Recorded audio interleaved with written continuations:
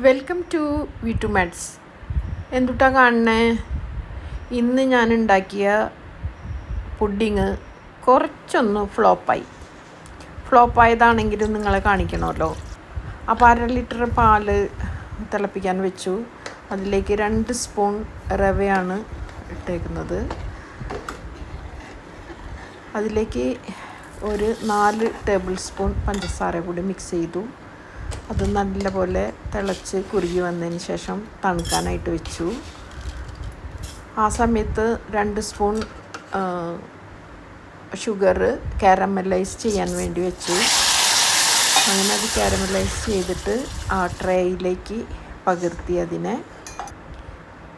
അതിന് ശേഷം ഞാൻ 2 എഗ്സ് എടുത്ത് നല്ലപോലെ ബീറ്റ് ചെയ്തു. അപ്പോൾ ഈ എഗ്സ് ബീറ്റ് ചെയ്യുന്ന സമയത്ത് തന്നെ നമ്മളുടെ ചൂടായ ഈ ബാറ്റർ കൂടി അത് തണുത്ത് വന്നിട്ടുണ്ട് ഇപ്പോൾ. അപ്പോൾ അതിലേക്ക് ഞാനിത് മിക്സ് ചെയ്തു.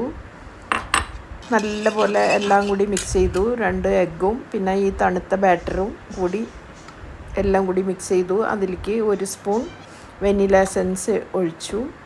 ഇനി നമ്മൾ ഈ കാരമലൈസ് ചെയ്ത ഈ ട്രേയിലേക്ക് ഈ ബാറ്റർ നമുക്ക് പകർത്താം. അത് പകർത്തിയതിന് ശേഷം അതിൽ ആവിയൊന്നും വീഴാതിരിക്കാൻ വേണ്ടിയിട്ട് അതിനെ നമ്മൾ കവർ ചെയ്തു. ചൂടായ ഈ പാനിലേക്ക് വെള്ളമുണ്ട്, അതിലേക്ക് ഒരു തട്ട് വെച്ചതിന് ശേഷം ഇത് നമ്മൾ അതിലേക്ക് ഇറക്കി വെച്ചു. പിന്നെ അതിനെ അടച്ചു വെച്ച് ഒരു 30 to 35 മിനിറ്റ്സ് അങ്ങനെ വേവിച്ചു. അപ്പോൾ ഈ കൺസിസ്റ്റൻസിയിൽ നമുക്ക് കിട്ടിയിട്ടുണ്ട്. ഇതിനെ നമുക്ക് ഫ്ലിപ്പ് ചെയ്യാം ഇതിലേക്ക്. അപ്പോൾ ചെറിയൊരു ഫ്ലോപ്പ് വന്നിട്ടുണ്ട് ഇതിൽ, അതുകൊണ്ട് ആ ഒരു ഭംഗി കിട്ടിയില്ല. എന്നാലും ടേസ്റ്റിന് ഒരു വ്യത്യാസമില്ല, നല്ല ടേസ്റ്റാണ്.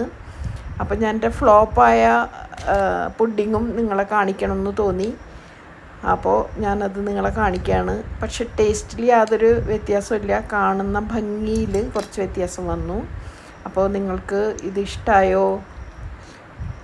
ഇഷ്ടമായാൽ എന്താ ചെയ്യേണ്ടതെന്ന് നിങ്ങൾക്കറിയാം. ഇഷ്ടമായില്ലെങ്കിലും എന്താണ് ചെയ്യേണ്ടതെന്ന് അറിയാം. അപ്പോൾ okay, bye, have a nice day.